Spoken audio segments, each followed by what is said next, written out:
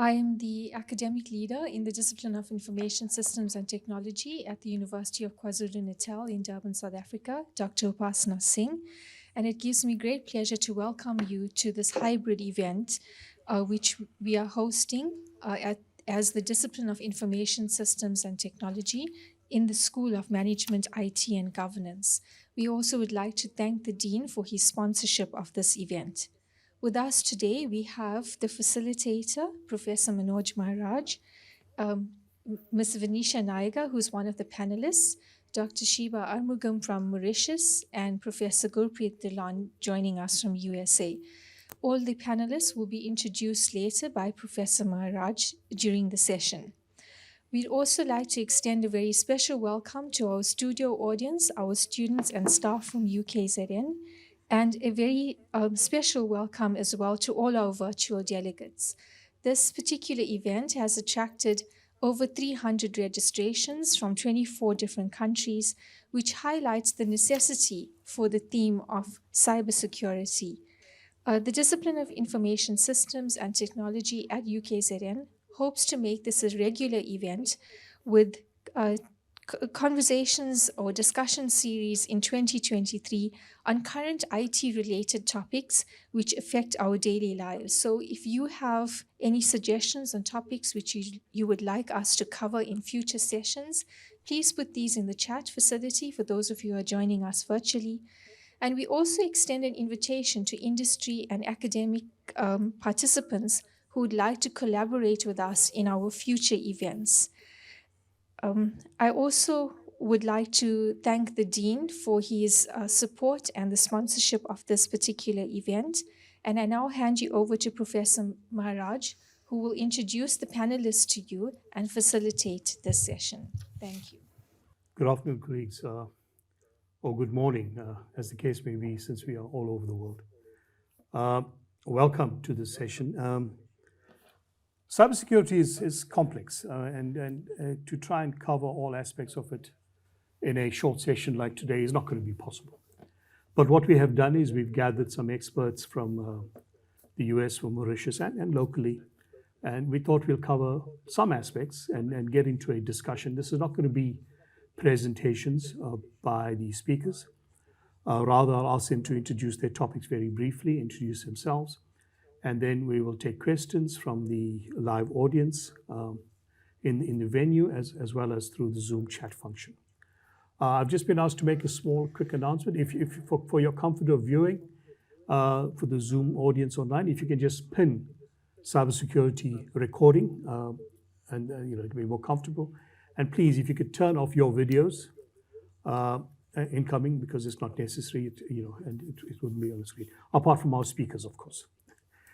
So thank you very much. So our speakers, and then, so we will start with Professor Dhillon. Professor Dhillon has a long association with the University of KwaZulu-Natal. I think I met him probably 20 years ago or so when he visited UKZN. And he's now been appointed an honorary professor in the discipline, but of course he is a full-time academic and full professor at the University of North Texas. And you've seen his brief bio on the blurb that we sent out. And he will be talking about, I think all of us have become aware of online dating scams. And a very famous movie that was appeared recently was a TV series. I never watched it, but the Tinder Swindler. You've probably seen that, and other similar issues. And this is something that's prevalent. He's going to talk about that, and I'm sure there'll be questions around it. And I'm going to ask him to introduce himself a little bit, talk about that, and then we'll move on to the other speakers. Gurpreet, over to you. Yeah, now I'm unmuted. So Manoj, thank you very much. But what I was saying is, if you haven't watched Tinder Swindler, you must watch it. It is a case study of social engineering and how romance scams have manifested themselves over the years across the world. I got interested in this topic area a few years ago, largely through a law student of mine who was investigating this particular topic. More recently, I have become even more involved, largely because I was asked by the Wall Street Journal to comment on some of the recent occurrences that have been taking place in this particular area. So my take on romance scams or dating scams or whatever you want to call them is that it's really a form of social engineering. And typically such scams begin when an individual is seeking a romantic relationship and is perhaps searching for a partner. Usually such searches start on many of the dating platforms, regular dating platforms. These could be eHarmony, Match.com, or a range of other social media oriented ones such as Bumble and Tinder and so on and so forth. More recently, the scammers have become fairly targeted in how they approach their perpetrator, their victims, and they have started looking at ethnically oriented dating websites such as Interracial Match or International Cupid, and many others.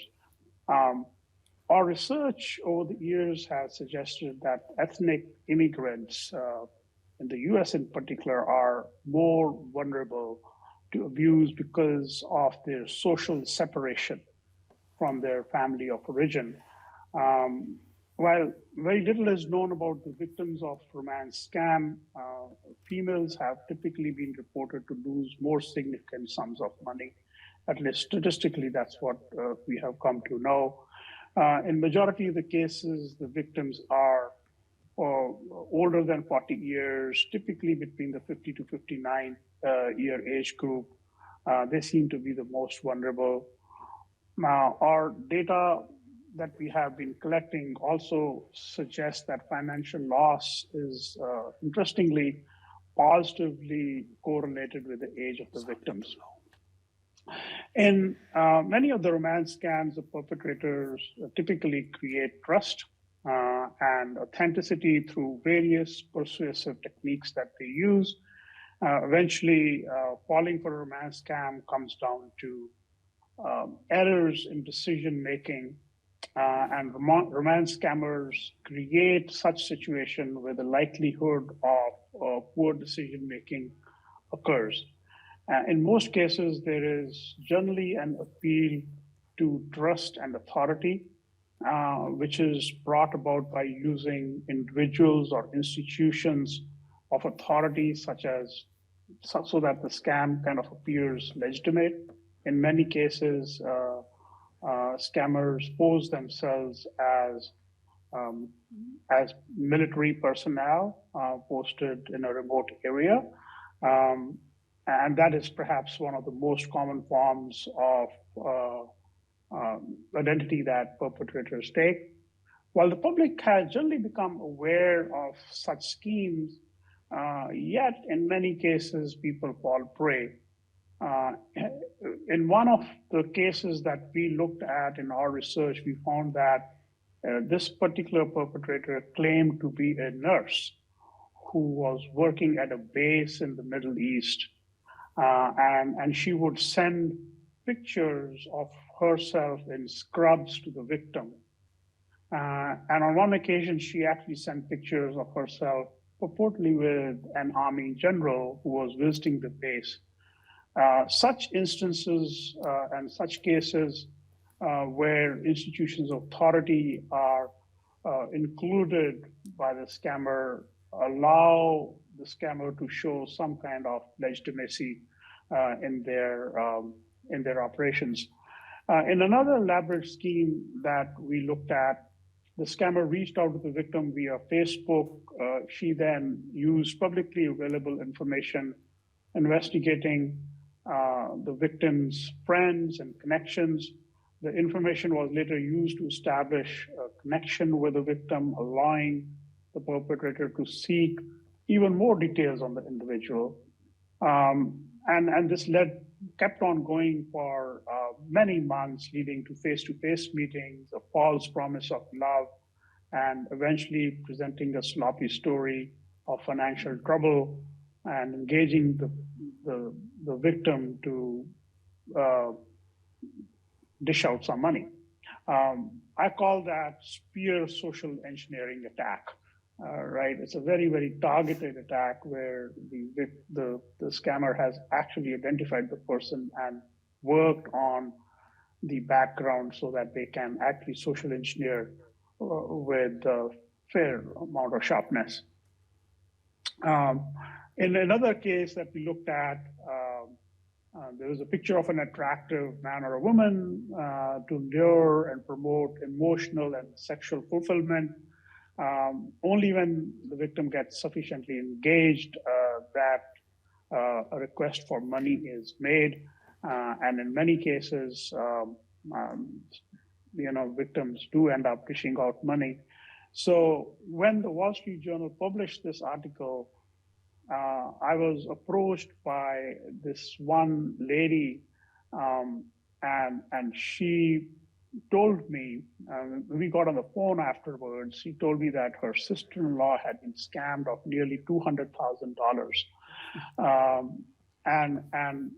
And she sent me all the documents that were shared with her sister, apparently by an individual who claimed himself to be Norwegian, trying to sell some assets in the North Sea, and a share of the profits would go to her sister.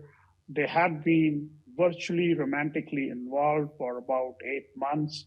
I never met the person, and she ended up taking a home equity line of credit on her house and ended up paying $200,000 to this person. Obviously, that money was lost. We usually see schemers present such like impersonations of individuals they are not, and hence end up scamming the victims. So this is not atypical. In other cases, we have seen scammers pose with Hollywood stars and actors. How they get hold of those pictures is pretty obvious. They are all doctored images. And then more recently, there have been stories and cases where scammers draw on the voice or video of other individuals to endorse their identity. This is usually carefully crafted using deep fake technologies. There's a beautiful article in the newspaper today locally about how criminals are using deep fakes as well for money laundering, for all sorts of other illegal activities. So that is happening right now as we speak. So by carefully crafting such strategies and winning the confidence of the victims, where legitimately or illegitimately third parties might be involved, they help in increasing the social attractiveness of the individual, and hence parting with their money.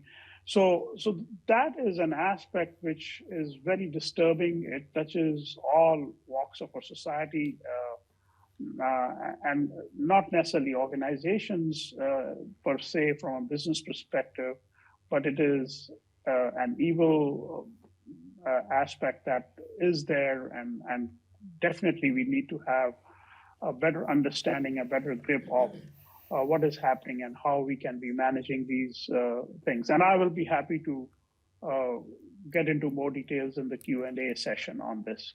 Over to you, Manoj. Thank you. Thank you, Gurpreet. To the audience out there, please, post your questions on the chat, and we'll pick it up, and we'll share the questions with the audience, and I'll deal with the questions later. I see some questions online already. Our next speaker then is going to be Dr. Arumugam. Dr. Shiva Arumugam joins us from the University of Mauritius. I think many of us hope we could be in beautiful sunny Mauritius right now, and she is a cybersecurity expert, and I've noted on her social media posts recently, she's been at various conferences and various fora speaking about cybersecurity and related issues. While Professor Dillon's spoken about the personal aspect, the directed, as he called it, targeted spear phishing attack, I think he called it, against individuals, there's also an organizational aspect to cybersecurity, from an organizational perspective. And Dr. Armugam is going to talk to us about cyber resilient organizations and how those can be built, and what needs to be done to ensure that organizations are protected. And organizations, of course, are made up of individuals. So these topics obviously link to each other. You can't build a resilient organization, but have people within it who are not as resilient. Dr. Amragam, over to you. You've got a few minutes to talk to us. Yes. Thank you. Thank you, Chair, for the introduction. And yes, I just referred to Professor Dhilan's message on romance scam. So can you all hear me? Yes, we can. Thank you. Okay. Yeah, that's one of the cyber crime, romance scam. That's as he mentioned, it target an individual. So this can also happen in organization. It could be one of the method used by attacker to enter organization to gain access to their data or documents or the system. So when we talk about cyber security, we are taking action on a cyber crime. That is, there is a cyber crime. The security is measured to take action on whatever the crime has happened. Whereas cyber resilience, when I say it is about the anticipation, that is, we anticipate that cyber crime, if it happens, what we are supposed to impose on, what measures we have to take. So of course, it is quite obvious, we cannot have security, we cannot have absolute security, and that is quite impossible. We can never predict what new cybercrime can happen in the future. But we can architect organization systems and processes for cyber resilience. We can architect the organization. So we have to ensure that we have to bear in mind the path of the organization to embark to complete cyber resilience. That's not going to happen overnight. It will take time.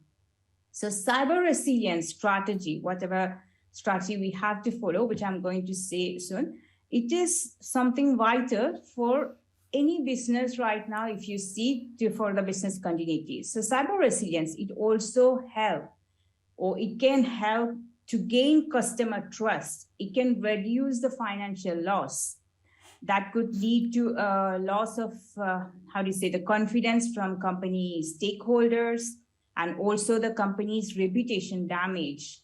So there was one report from IBM that was in the year 2020. It was on a cyber resilient organization report. So in that report, it was mentioned that 50% of the organization, they experienced a cybersecurity incident, which has significantly disrupted the information technology services and even the business processes.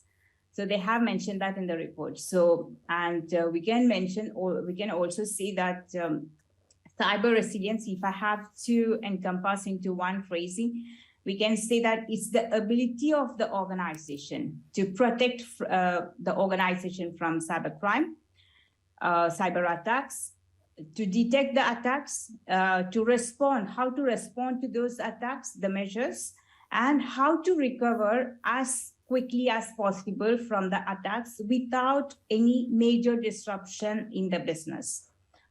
So that is cyber resilience. That is, by being resilient, your organization can reduce the impact of an attack and ensure that they can continue to operate efficiently and effectively. If you realize, many technologies, what they visionize is on failover, they automate switching to an alternate sites. So when there is a failure that has occurred, which you cannot inherit, then you can just move to an alternate site. So this is what the technologists, they normally do. So what we normally suggest as a cybersecurity expert is stop reacting, that is, stop taking only on cybersecurity to cyber attacks. We have to start forecasting how to recover from these cyber incidents. Being ready for anything is at the heart of the cyber resilience. For long, we have these federal organizations, they normally focused on building layers of protection for computer networks, systems, data, etc. These kind of approach, yes, they enable the attack detection quite efficiently and respond to them. Although we have these techniques highly valuable and it is in action, there is a reflection of dangerous reality that is on the adversary. So it is important for the organization to identify their adversary. So the organization adversaries, what do they require? They require, it's to steal your organization data, destroy them, or modify those data. And they want to take control of the system or network at the time of the action they are working on. Well, you cannot predict exactly when or how these adversaries might trigger an attack. You can do something that's quite difficult to predict. It becomes really hard to find what initiative they would take to launch an attack. So it is, in short, it's better to be resilient. So now, how to be resilient? How does it work, the cyber resilience? So cyber resilience, you can think of that as a life cycle based on different stages of IT infrastructure libraries. You can start with strategy. You can start with then move to the design, cybersecurity strategy, cyber resilience strategy. You have cyber resilience design. You have cyber resilience transition, operation, and evolution. So when I say strategy, I mean to say the organization objectives. Every organization, they have their own objectives. So strategy means to identify the critical assets of the organization. We talk about the critical assets like information, the systems of the organization, the services provided by the organization. That is going to mainly matter the stakeholders. It also includes vulnerabilities, risk, threats they face in the organization, mainly on cyber. So cyber resilience design is you select the management systems appropriate and the control, the procedure to train, to prevent any harm that is going to happen to these critical assets like information, the system services. So that is, the aim is to prevent those harm to these critical assets. And these designs, it should be practical to do so. We cannot have a design that is not possible by the organization to implement when there is an issue. So it has to be something that is practical that we can work on. And the work also should identify who are the right authorities to decide and act on them. The next step after design is having just a strategy and design. It doesn't help an organization to be a cyber resilient organization.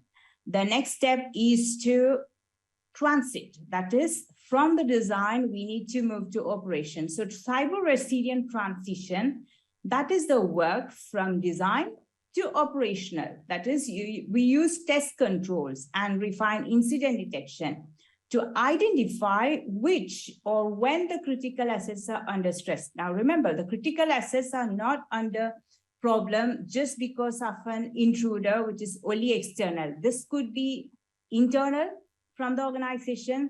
It could be external. It could be someone is intentionally doing from the organization or external, or it could be an accidental action. So it is necessary to identify them. The next step is for cyber resilience operation, that is transition from the design to the operation. So operational work control and detecting and managing the cyber incidents that happen. For that, we need to have a continual control testing to make sure our organization systems are effective, efficient, and consistent. So that is one reason we go for that in action when there is an incident, cyber incidents happening. The last one is the cyber resilient evolution. So we cannot strictly say the strategy, what we have given, the design, these are the ideal or the final strategy that you have to follow for the organization cyber resilience. So evolution is continuously protect any changing environment that happens. So as organization, when it recover from a cyber incident, they must learn from the experience of that incident, what action they have taken, modify their procedure if it doesn't fit into the forecasted cyber attacks, and train, design again, and of course, upgrade the strategy. Well, that's from my side, Professor. Thank you. Thank you very much, Shiva. Certainly, we'll come back to you. I see lots of questions in the chat directed at yourself and at Professor Dillon. We'll come to that just now. Our last speaker for this round, if you will, just to introduce our topic, is Ms. Venetia Niagara. Venetia is an ex-graduate of ours. She was with us, I won't say how long ago, just last week she was a student.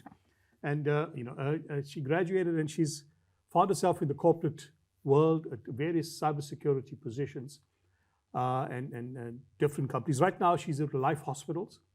So those of us in South Africa know about Life Hospital Group, and she's the CIO there. And she's going to talk about cyber psychology. Just before she starts, I had an interesting conversation this morning. I was presenting at a workshop in Botswana, virtually obviously. And I was talking about privacy and security and the need to keep passwords secure. One of the audience members asked a question. He says, different cultures view security differently. Different cultures have different views of secrecy. And I thought about that. I said, well, maybe that is true. I don't know. But I think that is an important point and worth investigating. Perhaps do Western cultures, European cultures look at secrecy differently as may African cultures, for example. He said, we in Botswana they have no secrets. There's no, it's not a culture that looks at secrecy in the same way that maybe, I don't know, and I don't know European culture, but maybe the Europeans do. I thought it's interesting, and I said, it's something that we will investigate, perhaps. Find a student to do some research on that.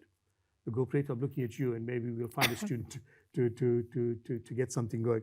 But Venetia is going to talk about cyber psychology. That's why I mentioned this. It's the psychology of cybersecurity, and human beings we know are the weakest link. We say this all the time. But it doesn't seem to be getting better. Either the criminals are becoming more sophisticated, so as the general population learns more about protecting themselves, but we still see these scams. We still see these the impact of these malware and all kinds of online scams that are perpetrated. So let's hear what Venetia has to say about this, and let's carry on from there. Thank you, Venetia. Thanks, Professor. And hello to all our audience members, including our online members as well. And the interesting thing about cyber psychology is that it really looks at the amount of time and the technologies that people actually use and spend during their lives. So now if I had to ask, who does not have a smartphone? And I'm sure it's going to be a very, very small number, because everybody wants to operate with a tablet.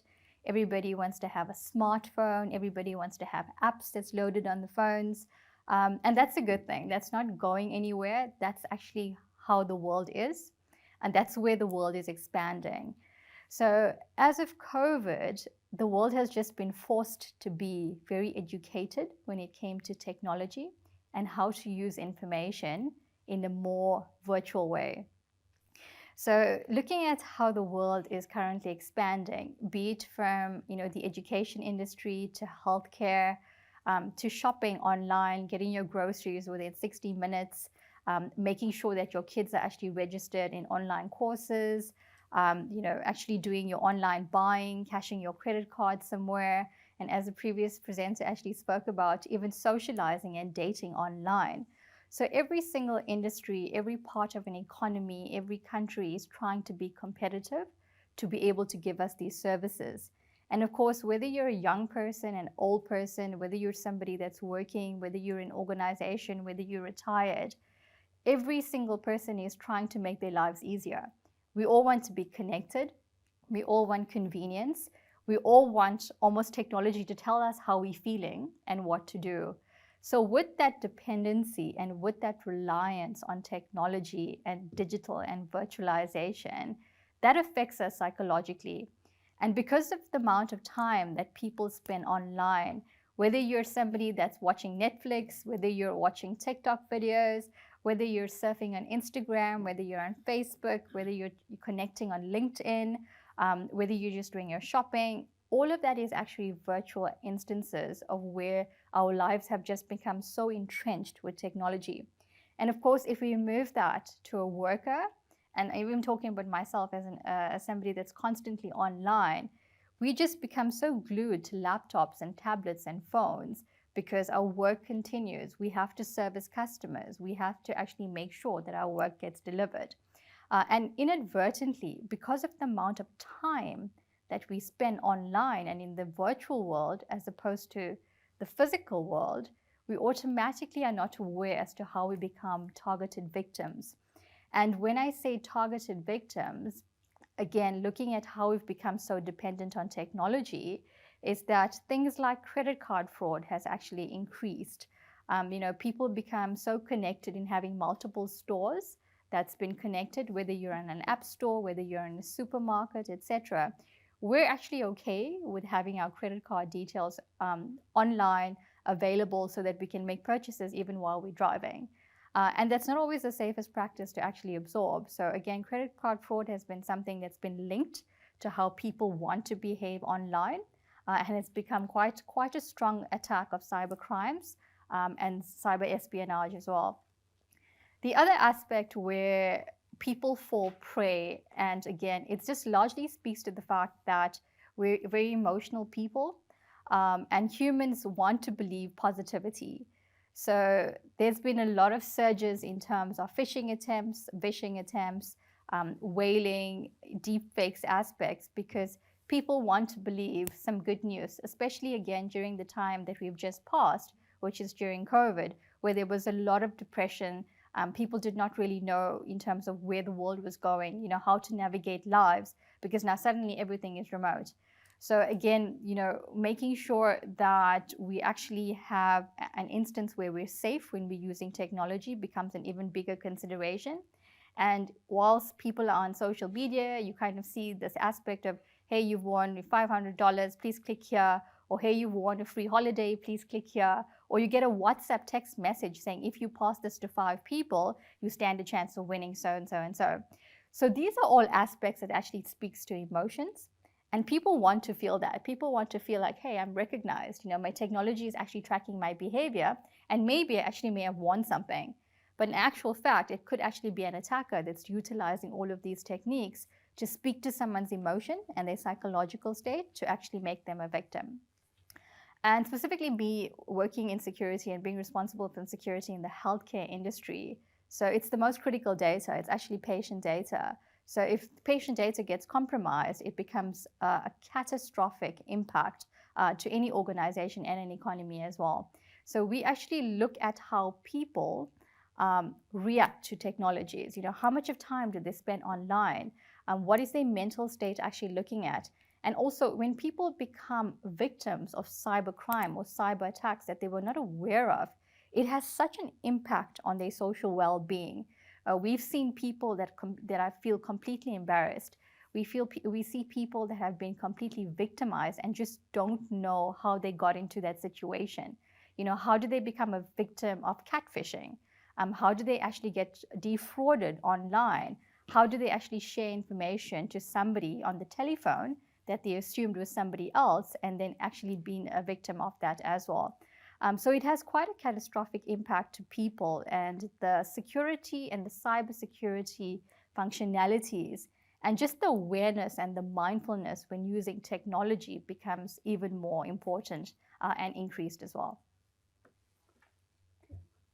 Thank you. Thank you very much, Venetia. And just since you're the last one, let me start with you. How much of a moving target is trying to secure? You mentioned patient data is probably the most critical data there is. And I suspect that it must be under constant attack. How difficult it is to keep data secure? It's incredibly difficult, and having worked in cybersecurity in multiple organizations, the one thing that actually sets the healthcare industry apart is mostly the introduction of IoT devices.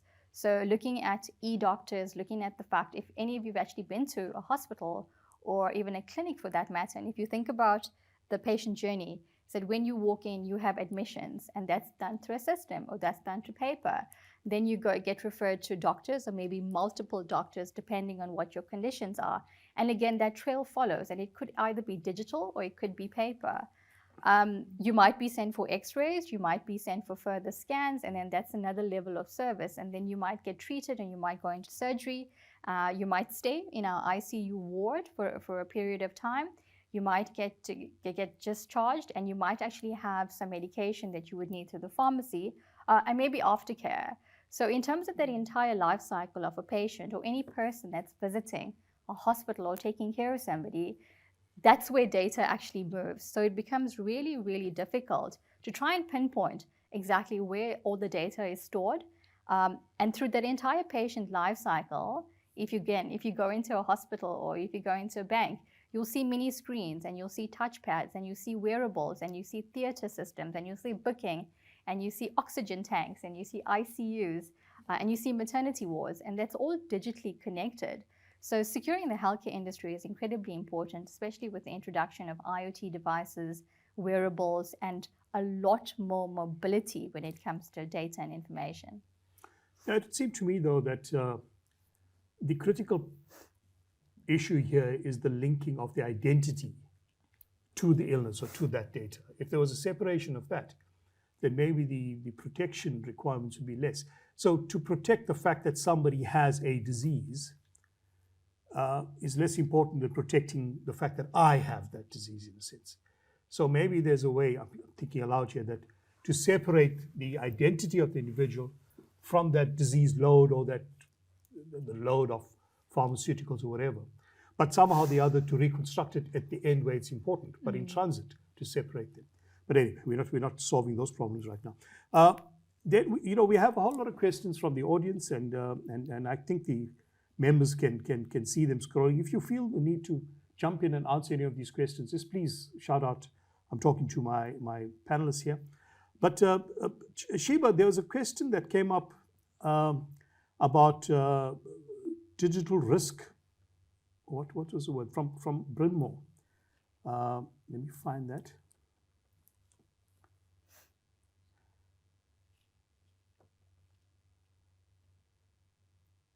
Digital risk protection as an important security control.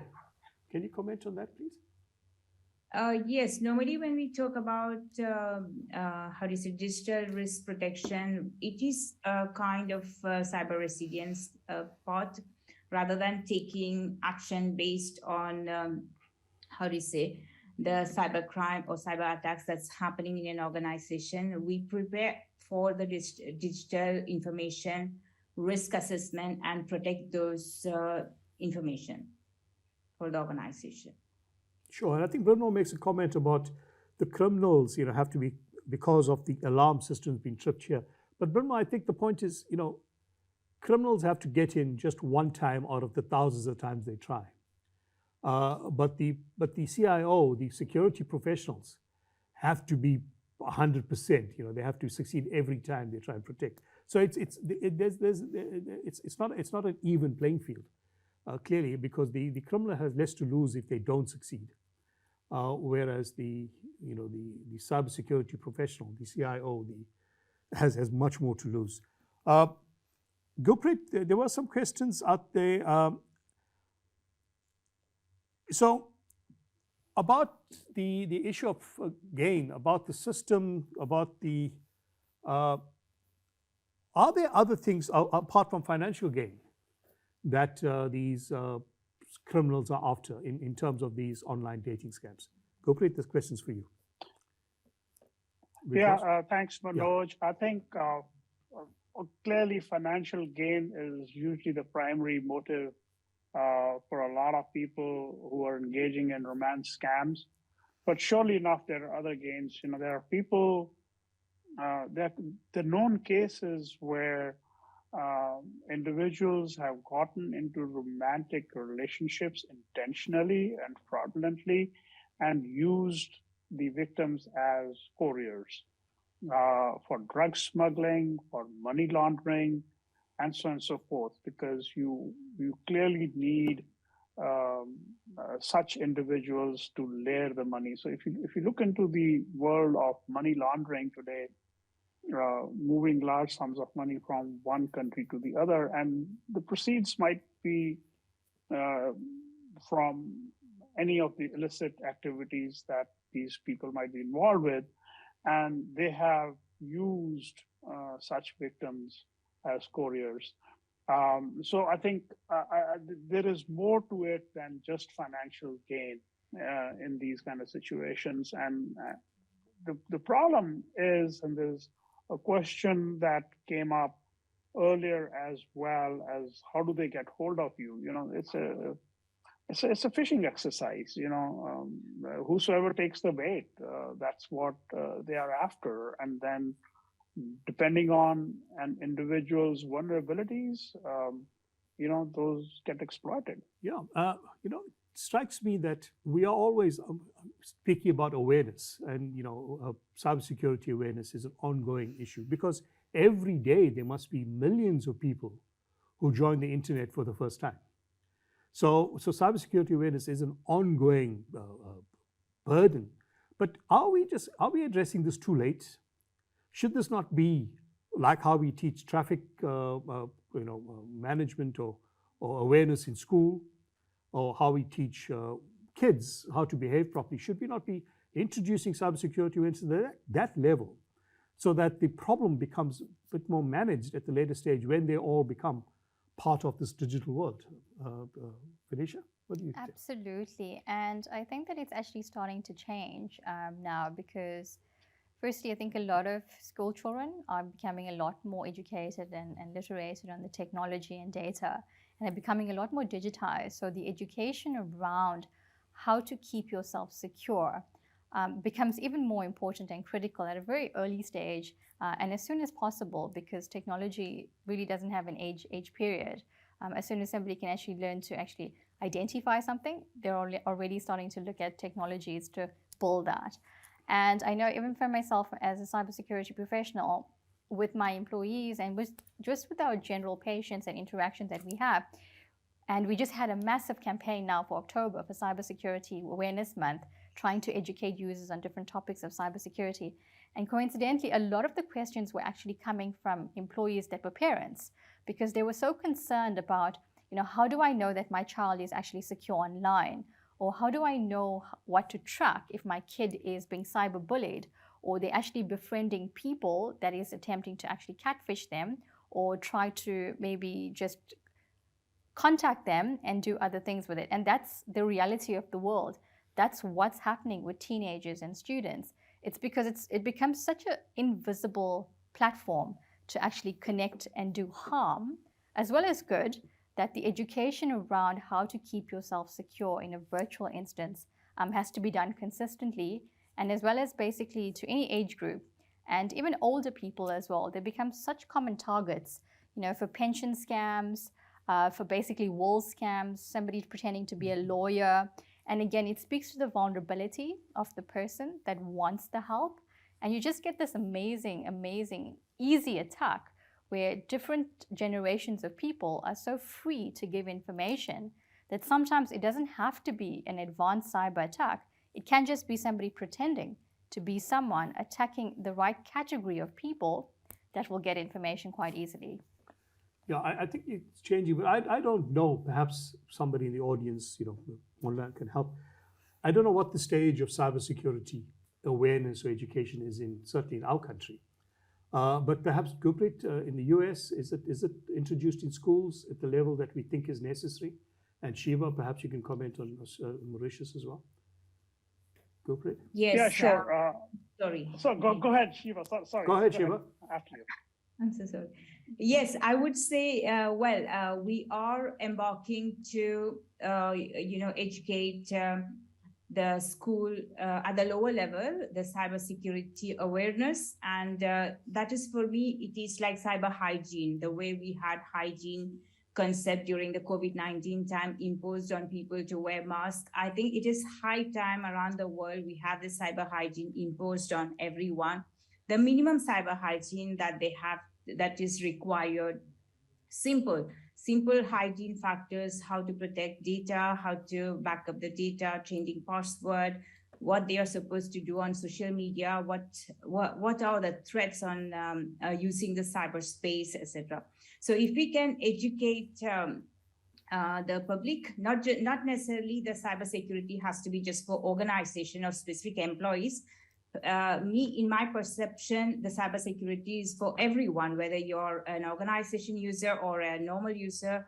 It could be that you're working at home, you are a cybersecurity specialist and expert in cybersecurity, but might not be your family members. This can make your system compromised. So in my perspective, cybersecurity awareness, what is cybercrime, how to be aware and how to prevent from minimum cybercrimes, we should educate everyone, every single person, because almost everyone are on internet, using internet for several purposes. Gurpreet, thank you, Shiva. Yeah. So I think there are two things here. One, at least in the U.S., we have introduced cyber awareness at a high school level or even at a middle school level. So children are typically exposed to safety classes, internet safety classes with speakers coming in and so on and so forth.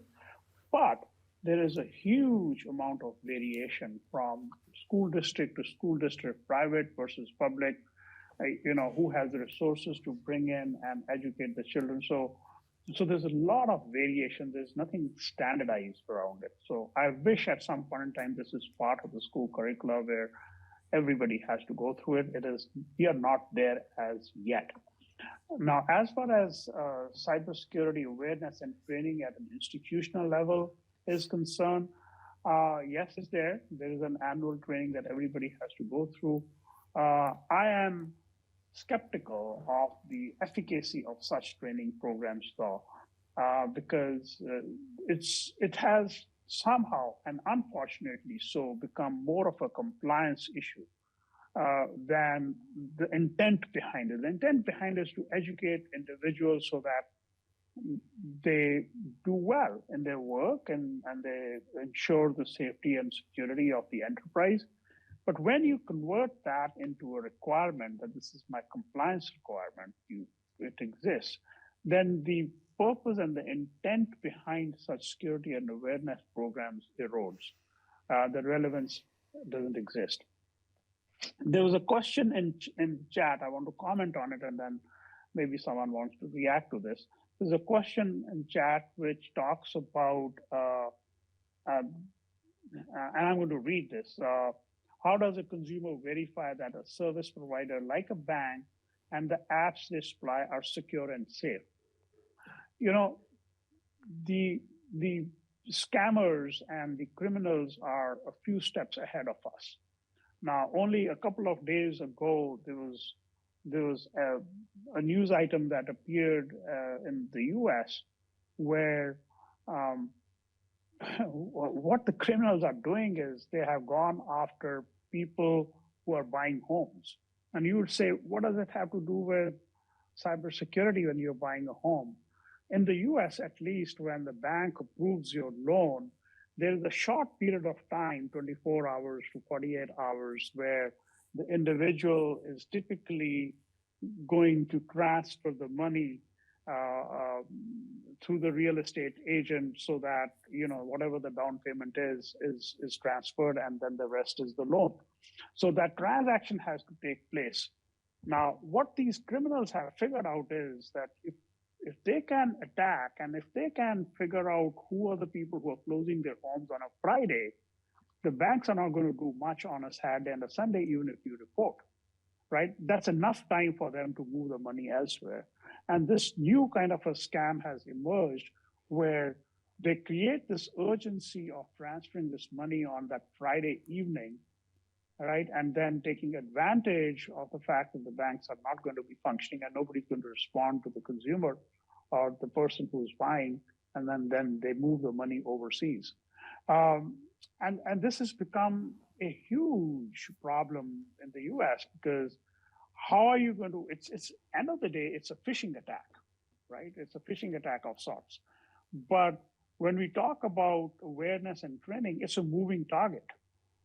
Right? It's a moving target. And how do you make people aware? It's a constant way. I mean, it's a combination of things that need to be looked at and kept on getting evaluated year on, year after. Have we lost Gurpreet? No? Done. No, I finished. Thanks. Yeah, I saw a comment, I just want to comment on back from Riaz, I think, who said, is it unethical to store patient data, on databases? Isn't it better just going back to the old system? Well, Riaz, yes. From a security perspective, you could just as well lock up all the data into a file and throw it to the bottom of the ocean. It'll be perfectly safe. But its value of data is in its usability and what it can be used for. And with modern technology and the way e-medicine is going, I use e-medicine broadly in all the aspects of mobile medicine, etc. You need this data to be portable. You need it, so yes, you can always, if you want to secure your computer, lock it up, keep it away, nobody will have access to it, but neither will you. So if something is not useful, then it has no purpose. So I think the balance you got to look for is, yes, you need data. You need data for modern medicine. The question is, how do we have reasonable security for that data, plus usability for that data, so that the patients, in this case, the patients can benefit from that data being portable, in terms of different doctors being able to look at the data and provide diagnoses, etc. And Vinesh was speaking about that in terms of the various data points in the hospitals and how doctors talk to each other. I was at my doctor recently, and he walked in carrying an iPad-like device, and he was quite frustrated. He says, these guys now forcing me. It's a local hospital, St. Augustine's. He was not really complaining, but he was frustrated because now they're forcing him on all consultants to carry around this. There was no paper-based data in the hospital anymore. So they carried this iPad around, and when they went to the patient, they linked up and the data was streamed to their device. They could see real-time data on the patient. And when they moved away, the data was cleared off and the next patient was there. But at that day, when I went there, he was frustrated because the network had collapsed. So nothing worked. There was no backup system. But these things happen, and these problems, I'm sure you face them in hospitals, but they have to be dealt with. Another thing that comes to mind, though, Gurpreet, you and I, who've been around longer than our other colleagues in this talk here, I think, as I would expect cybersecurity to become less of an issue as people become more native technology savvy. In other words, our kids. You can expect that from our generation, who sort of migrated into technology and sort of clashed with technology and sort of had to learn on the fly. We'd expect that we'd have greater difficulty, our generation had greater difficulty with cybersecurity, as we've seen. But we'd expect that our children and our grandchildren, as they come through, would be more savvy and less likely to fall victim. But it seems to be that the criminals are becoming more sophisticated as the users become more sophisticated. Is that a valid comment? Perhaps you can comment on that. I think that's a valid comment. I think the criminals have certainly become extremely sophisticated and smart, and I think they are. And I'll make a general statement and then give a specific example. I think they're smart, not just technologically, but they are becoming experts in behavioral analysis as well, right? So it's a combination of things. These are extremely smart individuals. I had the opportunity, I won't go into the details, of course, because we are being recorded here, but I had the opportunity to work with a couple of hackers who had been caught, and we were rehabilitating them. And this one particular individual was a dropout with whom I worked very closely over a period of 2 years. he was a dropout of computer science, and he was caught and extradited to the country. My interactions with him were where I felt that I should really get up and walk away from this individual, because he was extremely smart. He could see through me everything that I was saying. He was like a psychiatrist talking to me, but mix that with an expert computer scientist who's manipulating everything. So these individuals are extremely sharp, right? So and anything that we do after having worked with him for over a year, I came to, or 2 years, I came to the realization that whatever advances we make, there are people out there who are going to break them, right? Or for whatever motivation it might be, financial, non-financial, just for the heck of breaking the system. And it's going to be the more reliance our society or organizations has on technology, the greater is going to be the risk. The unfortunate thing that I have seen over the years, and I have been in the world of security for a very long time, what I have seen over the years is when organizations build cybersecurity resilient systems, they don't think like criminals. They think like serving the customers. They think like making it extremely easy to use. So in a sense, I feel that anyone who's designing security for institutions, they should really be thinking of the dark side as well, right? And it's a constant challenge that we have. We get constrained by the number of credit hours we have to offer at the undergraduate, the graduate level, of what we want to do, and how education institutions have evolved. I think this education needs to go beyond the conventional formal education systems on an ongoing basis. Yeah, thank you. Felicia, comment?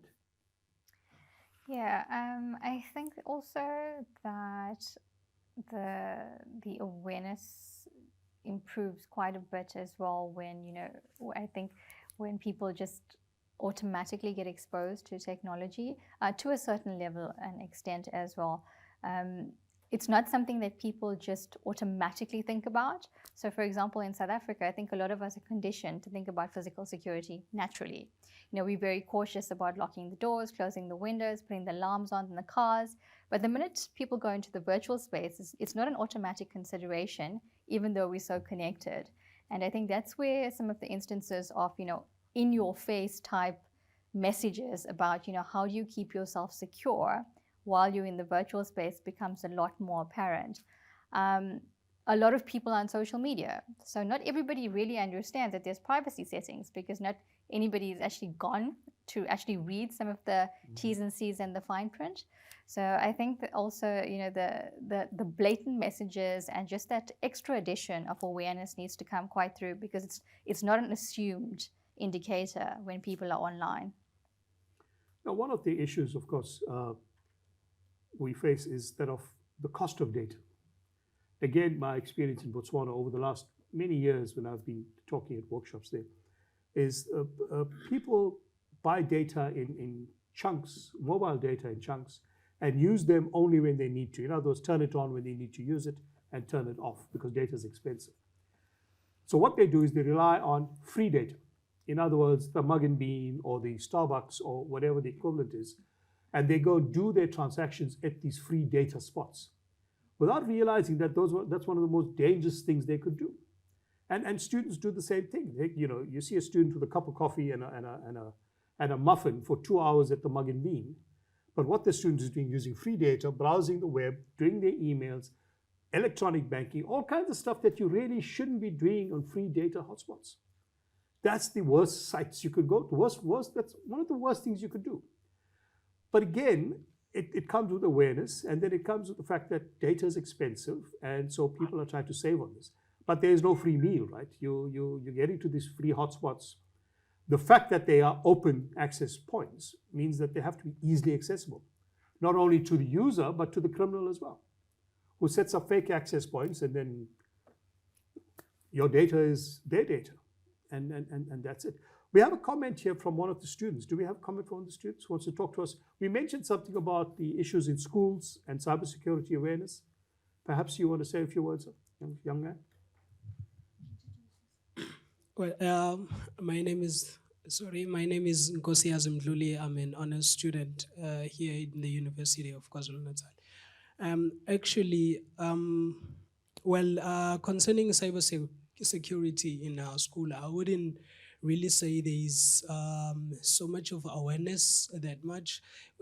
So much work still needs to be done around such things, and not only to us as information technology students, but other students as well, since we all use this technology.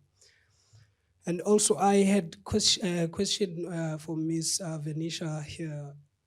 My first question was, in cases that you've dealt with in healthcare with regards to patient data, in cases that you've dealt with, what are the motives of the breaches in most cases, and who are the criminals, if you were to profile the criminals? And also, I've got another question for Gurpreet. Since this question is based on what I've studied and on my research upon finding out that research has shown that digital natives have the least attention span. So in comparison to other age groups, so what are the measures that you think would be effective in teaching digital natives, since we're in the context of including it in a curriculum in small grades from maybe primary? What are the effective measures you think would be suitable there? Thank you. Thank you very much. Gurpreet, let's take you first. The digital natives. Yeah, sure. I think that's an excellent question that the young man asked, particularly about attention spans. And I think we have seen this problem over the years. And I think we are beginning to, at least I can speak of the US. I don't know how this is being looked at in the rest of the world. We have come to realize, or beginning to come to realize, I don't think we have the full realization as yet, that we should really be presenting stuff in bite sizes, right? So it's not, for example, I'll make two comments on this. First is, should we really be having a 15-week credit hour class? 3 credits over 15 weeks. Is that the right way? Who designed it? That the curriculum should be run over 15 or 16 weeks and each class should be 3 credits. Nobody designed it. It's just by default. We just thought it's a good thing to do, right? Because this is how we can organize the year, split it into 3 sessions, right? So working with some of the accrediting bodies, particularly for business schools, AACSB in particular, we are beginning to look at how we can take a 3 credit hour course and divide it into 3 1 credit hour courses, which would run over 4 weeks. And this is largely because of the comment that you made, digital natives, the attention spans. We lose them. We have seen this over the years, that we lose them in about the 4th or the 5th week. Right? And how do you keep on maintaining that over a 15-week period is tough. So that is one comment. And I think we need to be thinking about that as we go along. The second aspect is about bite sizes, about training and awareness programs. So I'm a strong believer of constant reinforcement. So we don't have much of that in this space right now.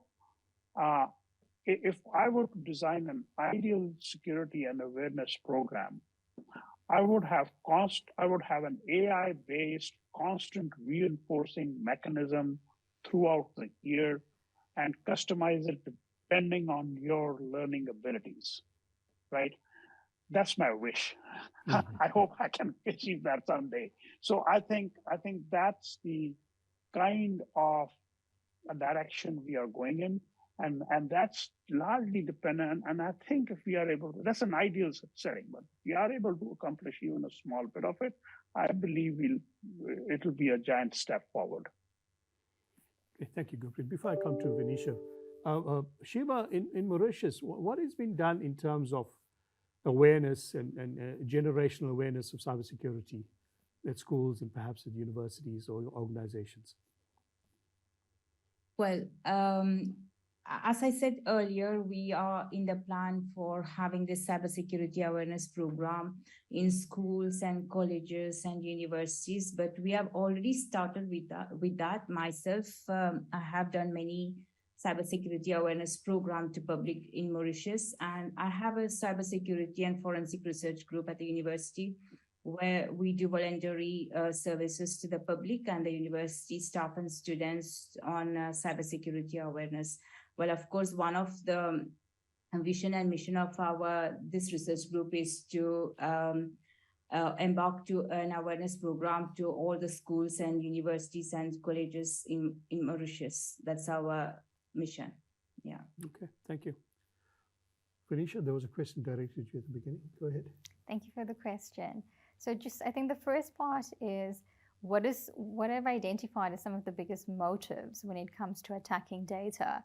Not necessarily patient data, but just very core confidential data or personal-based data. Firstly, I think the previous presenter spoke to it. It's mostly around the financial impact.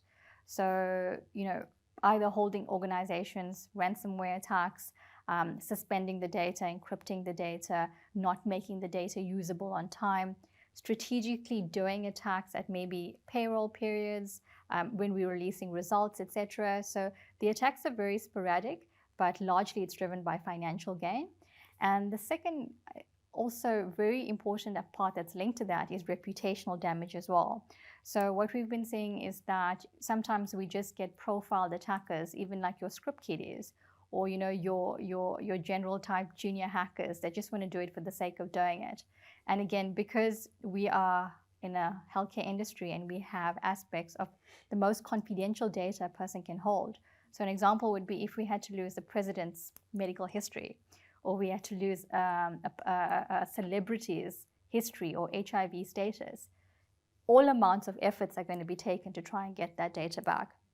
And with that goes negative reputation, with that goes a loss of trust, with that goes, damaged services to be able to get the business back.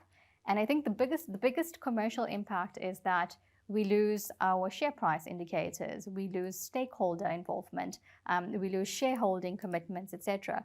So it has a very knock-on effect in terms of, either the motivation to be able to create cyber attacks and the impact that people and institutions actually go through.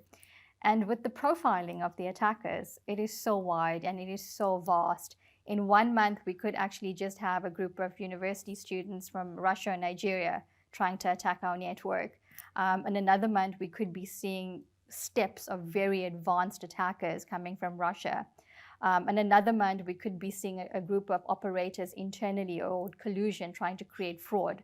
So there's not really a level of complete conviction where we're able to say we're building up a security defense that will speak to this type of attacker, or we're building up, all of these anti-hack strategies that will speak to a particular vicinity as to where the attacks are coming from.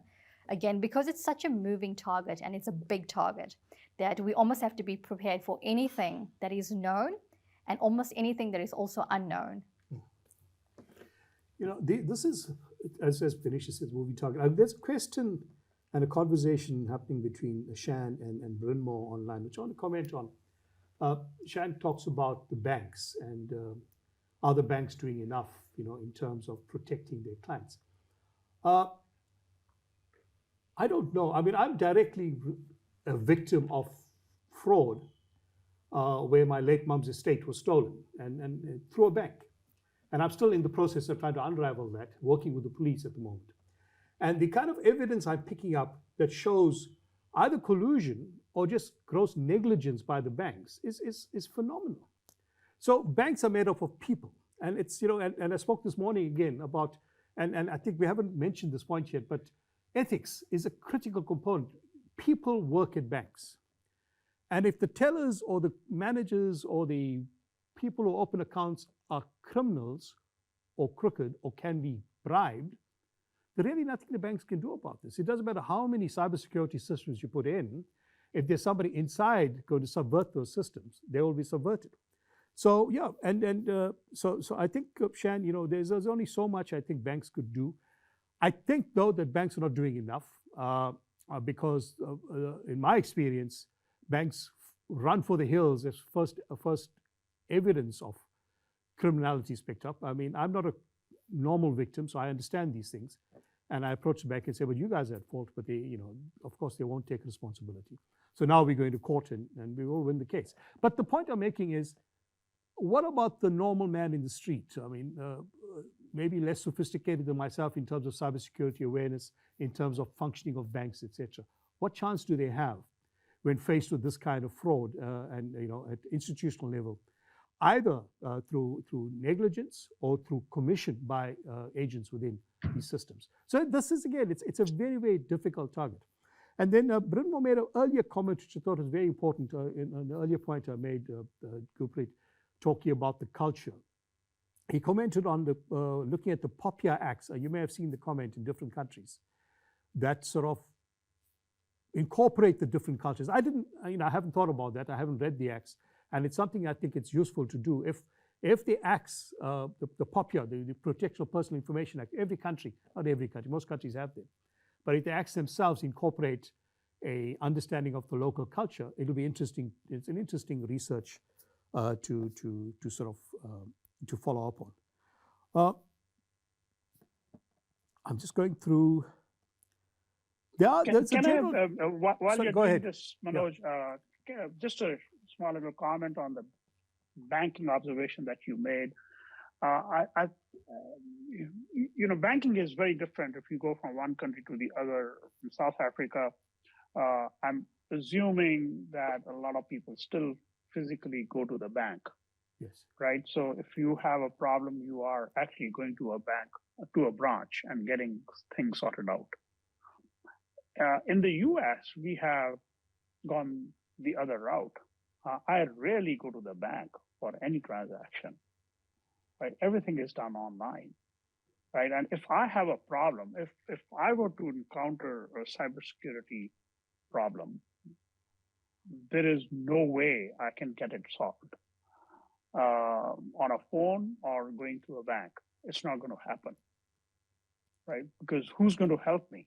There's no one to help you because there are fewer and fewer banks out there. So they have kind of relied more on the technology aspect and taken the human element out, that you can't really do anything. Yeah. Perhaps, yes. And leading into that is a question I want to ask to all three of you, to try and tie in the organizational aspect, the personal aspect, and a specific example from Gurpreet, in a sense of how does an individual harden themselves? So perhaps, you know, become a human firewall, as you would say, or become resilient, as Shiva would say. How does an individual take it upon themselves to say, okay, fine, I understand that there's criminality over there and I'm subject to, but I have to get online because that's where the world is. What do I do to make myself more secure? And that seems to be the theme that's going through the chat as well online. What do I do? Gurpreet, let's start with you. So, you know, earlier on, you gave an example of going to a cafe and using the free Wi-Fi to do the transactions. So every time I have spoken or I have advised people, I said, well, that's fine. You're not going to stop people from doing this, but at least download a VPN software. Use a VPN while you're there. At least you are creating some kind of a secure environment for yourself, right? So that's the first thing you do. I mean, people are what people are, and human nature is what human nature is. You know, if it's a free Wi-Fi spot that I'm going to get, I'm going to use it. But if I'm going to do any financial transaction, kickstart and I tell them which one to download. I said, there are many free Wi-Fi's out there. You don't have to pay anything, do that. And the other thing which someone's just pushed is how many of you actually use a password manager? I'm a Mac user. I use an inbuilt keychain password manager, and so are there many others, so that nobody has access to your password, at least while we are in the password realm. I mean, that's going to disappear as well in the next few years, I guess. Yeah, I think though, Gurpreet, when we mention things like this amongst a sort of a semi-professional audience, we know what we are talking about. How do we, so you mentioned the word VPN. I think everybody sitting here knows what it means. Perhaps some members of the audience don't, but we take it for granted. And I think that's a danger as well sometimes. I was giving a talk once about VPNs, and the guys thought, VPNs are going to be the be-all and end-all secure. So I use this analogy. I said the VPN is like a bulletproof car, right? When you get into the car and you're traveling in the streets, it protects you from bullets. You're safe inside the car. But if you open the door and the criminal gets in with you, the VPN provides no protection. So if you download spyware, your VPN is not going to help you if you click on that link or the pretty cat or whatever it is. So it's complex, right? And it's something that you and I can talk about freely and understand each other.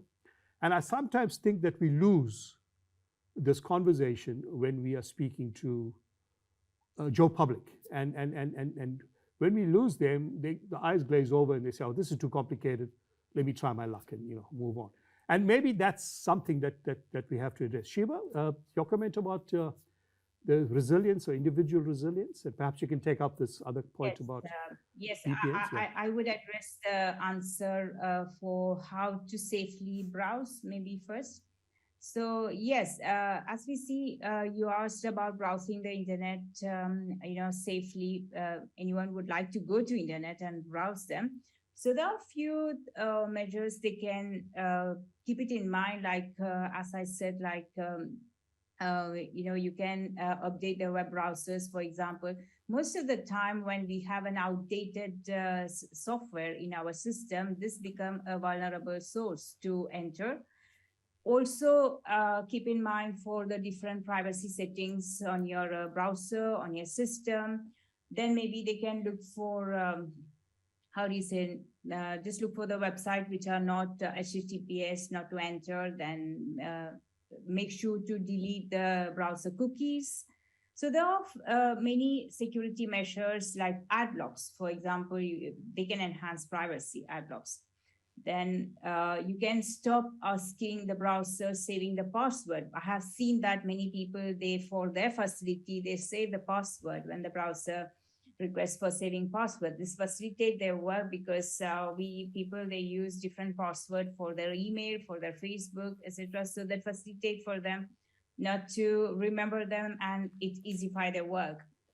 Then also consider using maybe privacy-focused search engine, two-factor authentication. So these are different measures people can use when they are embarking to a website browsing. As I said, these measures should be in awareness. Everyone should have the awareness of having these measures in hand to them.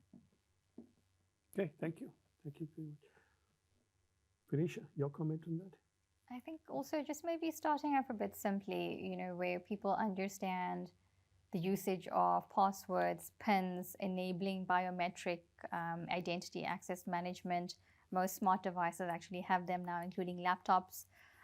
Making sure that apps are actually coming from the App Store, that it's authenticated and it's valid. Don't really be one of those people that keep delaying computer updates or even phone updates. They're there for a reason. It's there to keep yourself secure.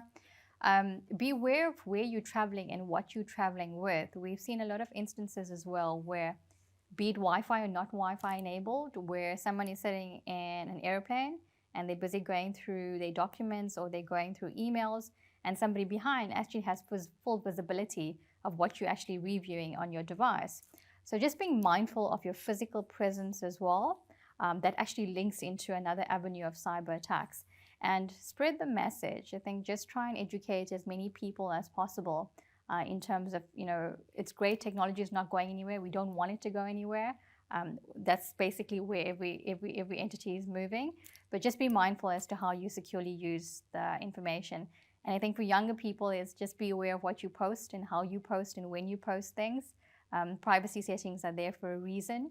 So just really use social media in a very secure way so it protects your identity. Thank you. Colleagues, I think it's close to 15:30 South African time. We schedule for an hour and a half. So I want to round up now and ask each of the participants maybe just a minute to a few last words, and then we can close the session. Shiva, let's start with you. Yes, Yeah. Can you repeat it, please? I couldn't. Sorry, I said we have to close now. It's an hour. I just want a few last words from you, and I'll take from the other speakers as well. Yes, I would like to say, just to add on one more topic I Sure. would like to address. I have a question which is given is on ransomware. So just in a simple word, the best defense against ransomware might be the organization employees. And I mean, that's the way they identified the different organizations, senior management. The weakest link in any company's security chain is typically people. So yes, for ransomware, there are many measures to be taken since we don't have much time. Yes, Professor, thank you for this platform. Yeah, it was indeed a great way to contribute the knowledge. And if I could get more questions that I can address later on, I'll be happy to do so. Thank you. I think we'll put it out to the participants. I'll collect the questions and send it out to you guys. And we can send an email to everybody. Thank you very much. Gopret, thank you for your time. Thank you, Manoj. I think my concluding comment is just be aware and stay on top of all aspects related to cybersecurity. It is indeed a moving target. Nobody is going to make it safe for you. You have to make it safe for yourself. I think that's the whole story about awareness. If we assume that a given website, a given service provider is going to ensure your security and safety, that's not the case. Yeah. You got to make yourself safe. So the more you are aware and competent, that's a good direction to be in. End of the day, it is bridging the gap between your expectations and capabilities. So if your expectation is high, you need to increase your capability. If your capability is low, you need to increase lower your expectations of the services that you're going to have. So it's a fine balancing expectations and capabilities. Thank you. Thank you. Thank you, Gopret. Thank you for your time. Venetia. Thanks, Professor, and also to the other presenters for a very informative session. The important thing is to note that just again, practice basic hygiene. The way you would secure your homes and what you care about the most, just take that principle the minute you go online and virtually as well. And don't be afraid to ask. I have a lot of people that tell me, how do I verify the identity of the person that's phoning from SARS? But don't be afraid to ask, who's on the other line? Can they confirm the identity? Where they're actually calling from? So just because somebody that you're trying to get information from you, which is seemingly believable, you're still the consumer and you still have a right, a legal right to actually ask, why do you want my information? So again, ask the information from your banks, your medical aid, your health insurers, your pension funds, your hospitals, and just educate yourself in the ways that create a lot more awareness when it comes to actually securing yourself. And also just be prepared, in the instance that if your phone gets hacked or if your computer goes down or if your data in the cloud gets compromised, how do you actually restore that? So apart from organizational resilience, there's also personal resilience. So think about it as cyber CPR. How do you prepare for an event of where you might get compromised or you might become a victim, and just be able to manage that properly. Thank you very much.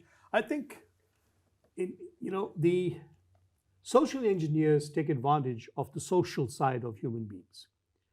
We are designed to be social. If somebody approaches you and says, hello, Manoj, how are you, and this and that, you're going to reciprocate. You reciprocate with the information. The social engineer is going to mine that information from you by volunteering information that might be fake. You don't know that. He will say, I will say to you, I have 2 kids and these are the names and their birthdays next week. And you would say, oh, my kids are this and this, and my kids' names are this. Because if I volunteer information, you feel obliged to volunteer information back. This is how social engineering works. And of course, all I'm doing is collecting that information because I know that 70% of all passwords out there contain personally identifiable information.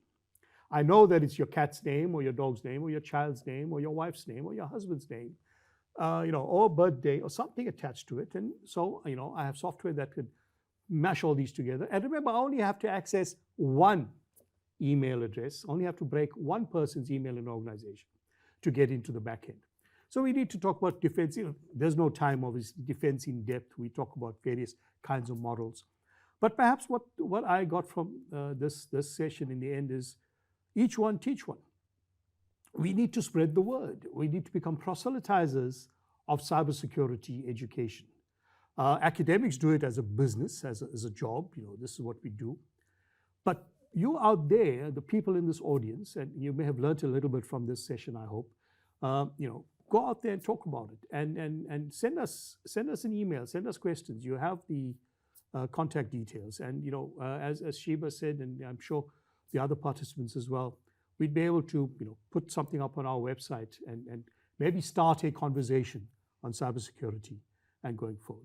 So thank you very, very much to all of you who've attended. Thank you to Hazel and her team from Public Relations. I don't know if anybody's left here. Thank you to the UTEL studio guys, and I think they've done things very professionally. So first time we've used them. Thank you very much, and thanks to Upasana for organizing this. And again, to Gurpreet, Shiva, and Venisha, thank you for your time. We're not getting paid for this, so this is part of your social responsibility. We appreciate it. Thank you very much, and we will let you know about future such seminars. Goodbye.